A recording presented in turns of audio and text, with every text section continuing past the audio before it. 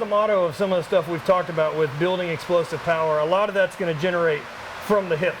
A big issue people have is tight hips and not being able to warm up properly to either compete for throwing or any other type of sports, you know, powerlifting, weightlifting, or any of that. And being able to loosen those up and get them going is a big key to that. One of the things I use is the Slingshot hip circle. You can do it a couple different ways. This is the most comfortable and basically the best way to go about doing it. I keep one in my box that travels with me all the time. This is Jesse Burdick, and he's going to explain the best way to use this for your warm-up and answer you guys' questions I keep getting. So this is the circle. This is kind of the 1.0.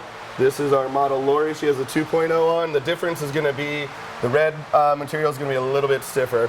So very, very general, very, very quick warm-up that I have all of my athletes do, and then I've always recommended to Matt and everyone else, anyone who has any sort of rotational aspect to their sport. Very, very easy, can be accomplished within, you know, probably a couple minutes in between events, etc.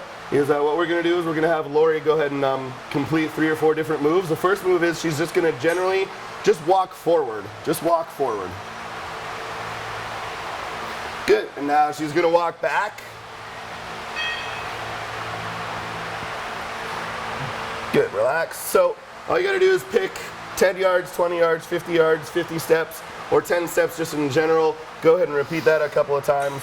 The next thing that we're going to do is just going to have a little bit of a slight variation on a forward and a backwards walk. What we're going to have her do is she's going to actually let the band start to pull her midline, and then she's going to kick out. If anyone remembers seeing the old show The Monkeys, where they are all kind of linked in arms, they're kind of swinging their legs around. Call it the monkey walk here, not because of it that you look like a monkey, because of the wannabe beetle band. Hey, hey, we're the monkeys. All right, so she's going to go ahead and monkey walk forward, midline, moving out, midline, moving out. One more step, Lori. And then she's going to come back and kind of replicate the same thing walking backwards. Midline, push out. Midline, push out. Good. And then she's going to go ahead and get in her squat stance. And she's going to go ahead and do one pause squat. Go ahead. She's going to pause on the bottom, forcing her knees out, turning on her hips, keeping her trunk nice and tight. And she's going to go ahead and stand up. Then she's going to do one squat normal, down and up, keeping those knees out. Good. She's going to go ahead and go back and forth each time. Go ahead, pause squat. Good, and then up, and then right back down. Good, and again, go ahead and pick a number anywhere between 10 and 15. Go ahead and repeat each one of those. And the next thing we really like to do is we like to do some band good mornings. Oh, yeah. So she's going to take this is a light band or about an inch wide. Going to put it kind of at the middle of her foot.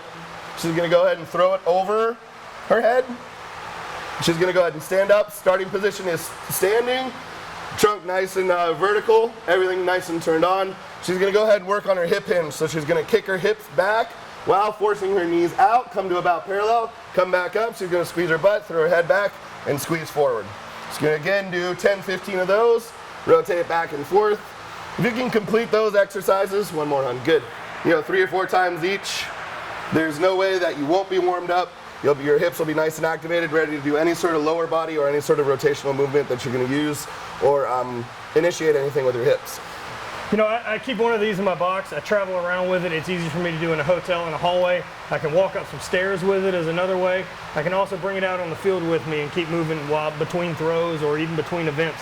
So it's a great product, and it's another way to stay loose and keep getting stronger. Thanks, guys.